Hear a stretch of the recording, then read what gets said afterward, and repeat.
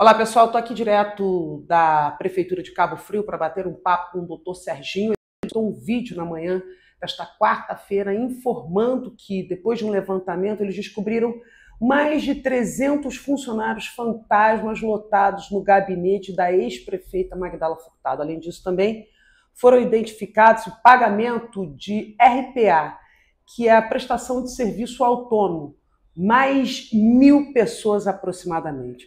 Vamos tentar entender tudo isso. Além disso, também, Serginho vai falar de um outro anúncio que ele fez na noite de ontem, a necessidade do parcelamento do salário de dezembro e o 13º deixado por Magdala Furtado.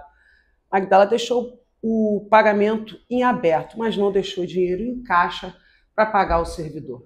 Acompanhe por aí essa entrevista exclusiva. Estamos aqui com o doutor Serginho, prefeito de Cabo Frio. Serginho, muito obrigada por nos receber. Quarta-feira, de terça para quarta, você fez 2 anúncios que deram o que falar na cidade. Especialmente esse que você fez na manhã de quarta-feira, onde você conseguiu ter acesso, sua equipe fez um levantamento mostrando que a ex-prefeita Magdala Furtado tinha mais de 300, aliás, quase 400 pessoas, cargos fantasmas, com altos salários, todos lotados no gabinete dela, um espaço de cerca de 80 metros quadrados. E aí, Serginho, fala melhor sobre isso. Na verdade, o que a gente observou, Renata, foi um verdadeiro desvio de recurso público, enfim, utilizando contratos temporários. Eu não estou falando aqui de cargos em comissão, não. Contratos temporários eram 334 pessoas com uma folha de mais de R$1 milhão. E salários variavam de quanto, mais ou menos? De 3 mil, 6 mil, 8 mil, 1.000 e pouco, enfim, vários valores salariais. Não tinha nenhum valor fixo. E obviamente que essas pessoas, não sei se todas não trabalhavam, mas certamente que essas pessoas não trabalhavam. A maioria delas, a maior parte delas, é desvio de recurso público. Outra coisa que impressiona também é a quantidade de profissionais autônomos, mais de R$2,5 milhões de reais gastos. Mostra esse bloco aí que dá para... Olha aí. Vou mostrar aqui, ó. Nossa! Você pode pegar aqui nome por nome, com valores, etc. Enfim, valores variados também de 2 mil, 1.000 e pouco, 1.300 pessoas recebendo por RPA, lotadas na Secretaria de Governo no gabinete também. 1.300 pessoas, mais 300 e tanta, dá quase 1.700 pessoas. É isso, quase 1.700 pessoas lotadas no gabinete de Secretaria de Governo. RPA é gabinete de Secretaria de Governo. Isso estou falando de um mês. A gente pega desvio de recurso público. E a gente aponta isso tudo porque a gente tem visto a necessidade do servidor, a falta de recurso em caixa para pagar a folha de pagamento de dezembro, e a gente tem que mostrar com toda a transparência por que não tem recurso em caixa. Foram desviados muitos recursos, foram destinados de maneira indevida para onde não deveria ir. Então, você disse que, inclusive, ela fez pagamento de rescisão, verba rescisória, sem qualquer necessidade, o que fez disparar ainda mais a folha. O gasto, na verdade, não se pagou a folha do aposentado, não se pagou a folha do servidor efetivo, concursado, mas se pagou a folha dos comissionados, inclusive com verbas indenizatórias, inclusive da própria prefeita. O salário era 13 mil, ela pagou 38 mil reais para ela. Então, a gente vê a falta de senso, responsabilidade com funcionalismo. Estava preocupada mesmo em fazer a farra, né? Raspar o fundo do tacho. Renata, a gente vê a falta de responsabilidade total com o funcionalismo. Eu gosto de mostrar números, porque a prioridade, desde que eu decretei a calamidade pública, a calamidade financeira do município, está lá no decreto, que uma das prioridades é o pagamento do funcionalismo, do servidor. E uma das medidas que a gente adotou anteriormente a eu decretar a calamidade financeira do município, eu tinha aprovado a reforma administrativa dos cargos em comissão da administração pública municipal, que tem que ter para funcionar. Eu contingenciei em 30% as nomeações, reduzindo aquilo que inclusive era aplicado pelo ex-prefeito José Bonifácio, exatamente para a gente mostrar a austeridade nesse momento. Eu mostro assim, com toda a transparência, mostro as contas da prefeitura, abro para a população, abro para os servidores aquilo que tem de recurso, aquilo que foi deixado, aquilo que tem no planejamento para entrar. Então, a folha de pagamento de dezembro, referente a aposentados, concursados, dá 64 milhões de reais. É o que a gente tem que pagar. Somado a isso, eu ainda tenho que pagar mais 6 milhões e meio de consignados, recursos consignados dos servidores que foram retidos no mês de outubro, empréstimos consignados. Outubro, novembro e dezembro, a administração pública reteve esses valores e não repassou para os bancos. O que está acontecendo? O funcionalismo público está tendo seu nome negativado porque houve uma apropriação indébita desses recursos pela administração pública. Ela fez uma pedalada fiscal com o dinheiro do servidor. Do servidor, ainda teve isso. A administração fez isso. Então, mostrando claramente para o servidor, a folha de dezembro, 64 milhões de reais, tá? Com 13º e aposentados e pensionistas. A folha da educação de dezembro, 28 milhões 524 mil. O que foi deixado nos cofres públicos para eu pagar o funcionalismo. No Fundeb, 10 milhões 402 mil. Então não cobre nem o valor da folha de dezembro. Para o pagamento dos 64 milhões, foi deixado em cofre 1 milhão 975 mil. Então o que a gente tem demonstrado? Eu anunciei que eu vou pagar a folha de janeiro dentro do mês de janeiro até o dia 28 e vou pagar todas as minhas folhas, todas as folhas do ano de 2025 dentro do mês corrente e não vou pagar até o 5º dia útil. E peguei esses 64 milhões e parcelei em 10 vezes, iniciando o pagamento a partir do dia 15 de janeiro. Dia 15 agora a gente paga a primeira parcela de 10. Como os servidores do magistério, os profissionais da educação, têm recursos próprios do Fundeb e havia esses 10 milhões na conta, ainda que insuficiente para cobrir todo o valor do funcionalismo da educação, eu parcelei em 3 vezes, diferentes. Exatamente para que eu possa cumprir o pagamento de janeiro e cumprir também a obrigação da prefeitura, que a obrigação é minha também. Por mais que a responsabilidade de não ter deixado dinheiro em caixa tenha sido da gestão anterior, eu como prefeito, eu sou prefeito de todos os débitos anteriores, eu vou pagar ao funcionalismo público, vocês vão receber tudo. Mas para que eu possa cumprir, eu estou falando, eu parcelei a educação em 3 vezes e parcelei o funcionalismo em 10 vezes. E isso está incluído também o aposentado e o aposentado também parcelado em 10 vezes. Estou fazendo isso com uma margem de segurança, Renata. Só a folha de pagamento nossa daqui para frente, a gente tem a previsão estimada de enxugar aproximadamente 20 milhões de reais. É menos 20 milhões de reais que escoavam para o ralo. A gente tem pedido à população para ajudar a gente no pagamento do IPTU, e a população está ajudando a gente pagando o IPTU. As principais receitas do município, elas ingressam nos cofres públicos, e aqui eu mostro para vocês as estimativas do que está para entrar. Então, as principais receitas ingressam no dia 10, no dia 13, no dia 17 de janeiro e no dia 30 de janeiro.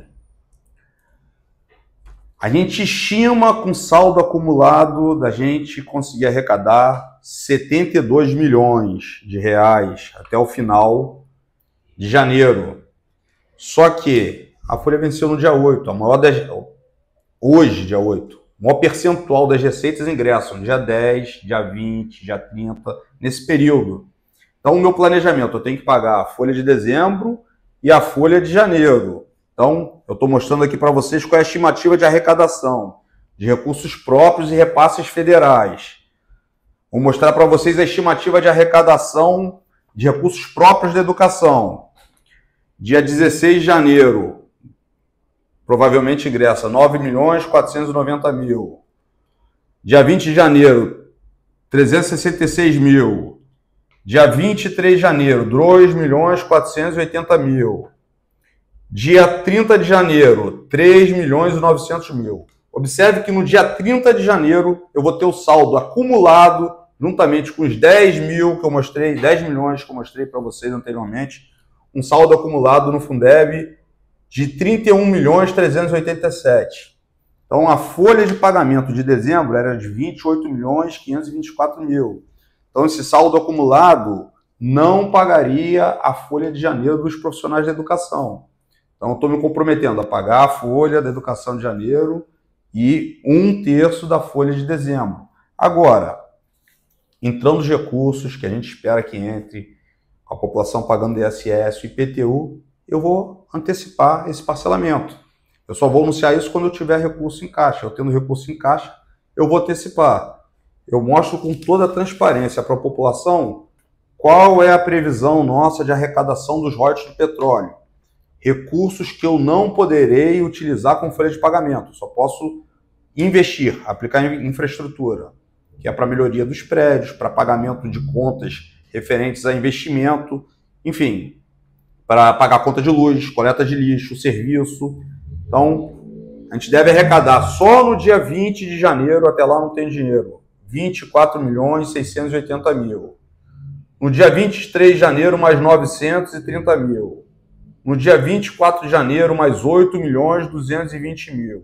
E no dia 30 de janeiro, aproximadamente 419.000.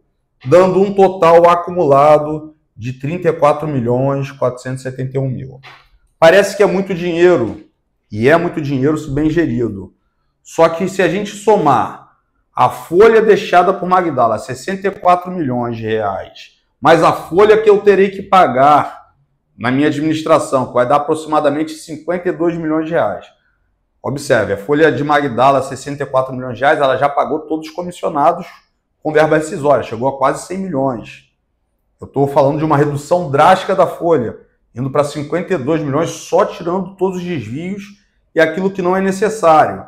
Então, se eu somar a minha folha, mais os custeios que eu tenho da cidade, que é a conta de luz, pagamento de limpeza de coleta de lixo, combustível, consignado do servidor, isso tudo, o dinheiro não cobriria. Por isso que eu tive que fazer o parcelamento.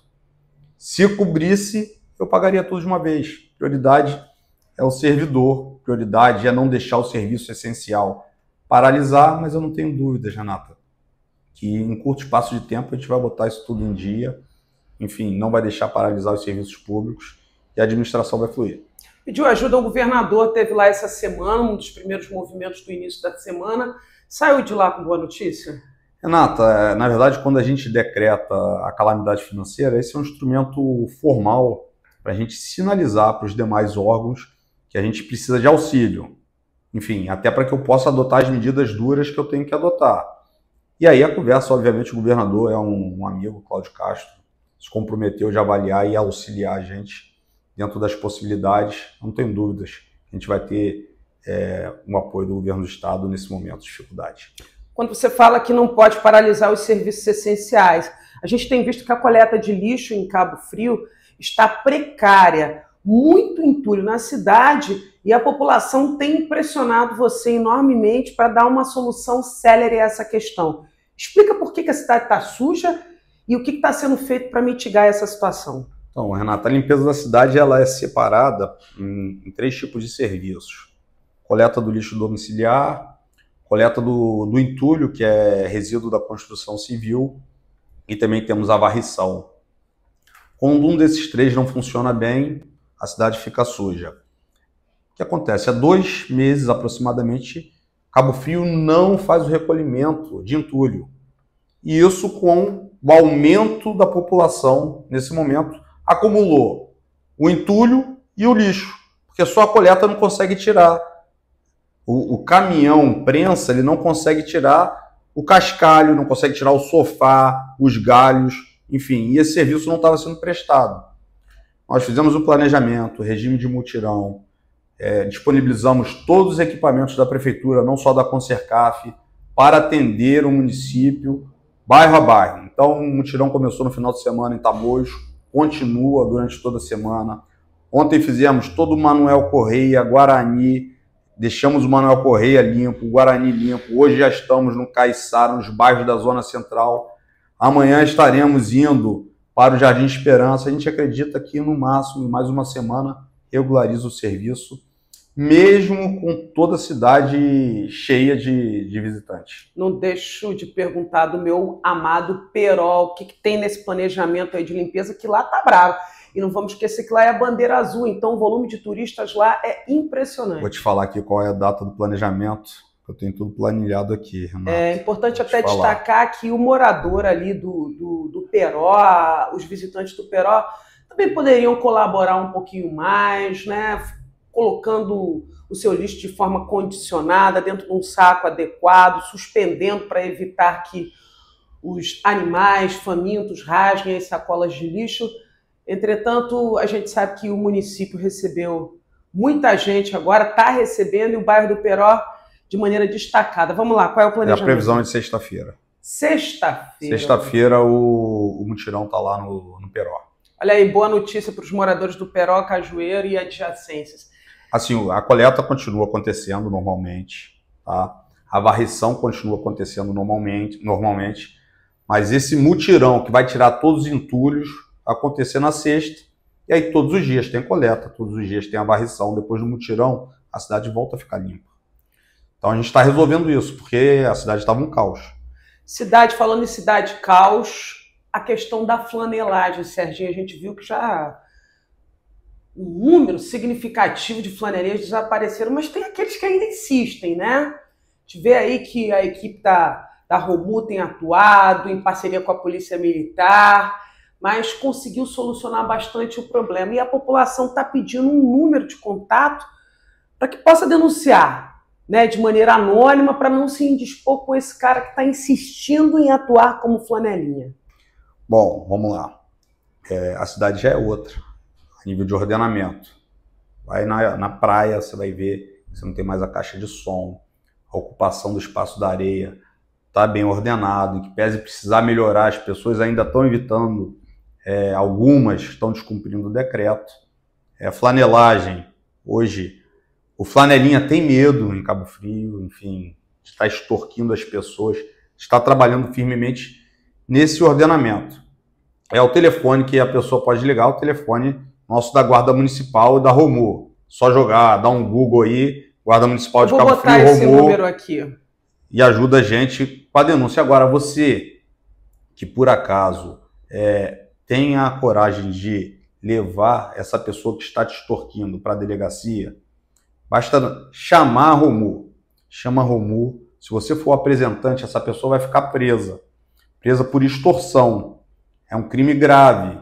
Então, porque quando não tem um apresentante, a pessoa é levada, conduzida para a delegacia e é classificada ali simplesmente no exercício irregular da profissão. Agora, a partir do momento que ela ameaça você arranhar seu carro, ameaça você, se não pagar, de fazer algum mal, ela está te extorquindo. E essa pessoa pode ser presa. Eu preciso dar um flagrante nela. Chama a Romu, chama a Polícia Militar, vão conduzir, você apresenta lá, aquela pessoa vai ficar trancada. Você vai ficar segura. A gente quer colocar a cidade em ordem, mas o problema de flanelinha já diminuiu bastante, Renato. Aquilo que reclamava, a cidade já é outra. A quantidade de moradores de rua já diminuiu substancialmente. Trabalho de 8 dias da equipe da assistência social. Nós conseguimos convencer com tratamento assistencial, psicológico, enfim, 15 pessoas a retornarem para suas cidades. Pagamos o encaminhamento delas para as suas famílias, comunicamos com as famílias. Não deixamos mais o morador de rua ficar no nosso coreto, que é um patrimônio histórico. As pessoas moravam ali. Você não vê mais aquela sujeira, aquelas cenas lastimáveis que tinham na Praça Porto Rocha, em pleno centro da cidade. Enfim, a gente está ordenando a cidade, estamos botando a cidade no eixo. Serginho, ainda para finalizar aqui, a gente já está com quase 19 minutos de entrevista. Eu me lembro que no vídeo que você colocou hoje de manhã, eu acho importante pontuar isso, porque a gente chegou a receber alguns questionamentos com relação à reforma administrativa que você propôs. Magdala tinha aí mais de 1.600 pessoas no seu gabinete e você disse que diminuiu isso. Estou falando só de contratados e RPA. Das 334 contratados, eu vou manter, sabe quantos? Nenhum, 0. Vou contratar 4 pessoas, mas não vou manter nenhum daqueles. RPA, nenhum profissional autônomo, que era 1.311 que tinham, nenhum, enfim. Ali na reforma administrativa nossa, Renata, que eu contingenciei a nomeação em 30%, vai dar menos 30% do que está ali. O que eu fiz? Existia um monte de cargos de superintendente. Muitas pessoas tinham mais cargos de superintendente. Eu diminuí esses cargos e aumentei a faixa salarial das pessoas que efetivamente vão trabalhar. Estou prestigiando quem trabalha. Por mais que tenha uma remuneração melhor, vocês podem observar que a nossa equipe trabalha muito. Começa o dia às 5h30 da manhã, não tem hora para terminar. E o ritmo da nossa equipe é o mesmo. Então, a gente diminuiu a quantidade de cargos e deu um salário melhor para quem efetivamente trabalha. E quero dirigir a população, se vocês encontrarem uma pessoa que seja fantasma na minha administração, vocês podem denunciar para mim que eu boto no olho da rua e ainda vou botar em pura responsabilidade daqueles. Última pergunta. Desse levantamento todo que você fez aqui, a gente já até tentou entrar em contato com a ex-prefeita Magdala Furtado, para saber se ela tem um posicionamento, se ela quer desmentir.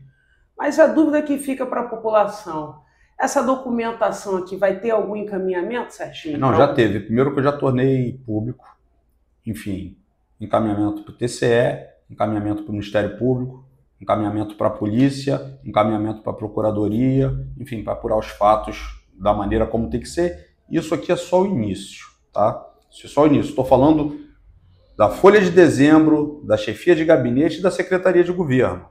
Se a gente for puxar esse fio na Secretaria de Saúde, na Secretaria de Educação, e a gente vai, porque, Renata, eu estou com 8 dias de mandato de prefeito.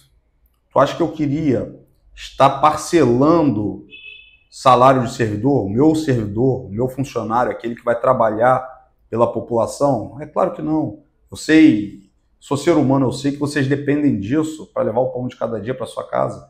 Tem pessoas que estão passando muita dificuldade nesse momento. Enfim, e as pessoas que levaram a esse momento, elas têm que pagar por isso.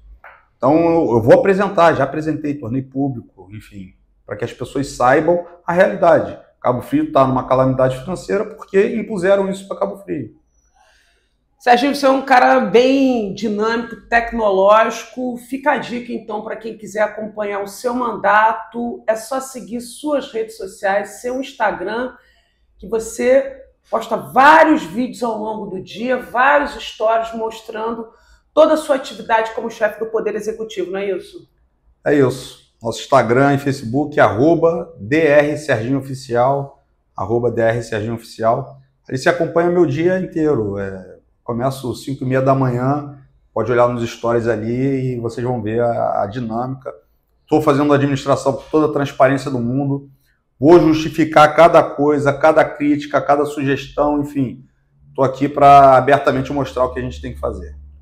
Obrigada por nos receber, prefeito. Bom trabalho e boa sorte. Eu que agradeço, Renata, a você. Um abraço a todos.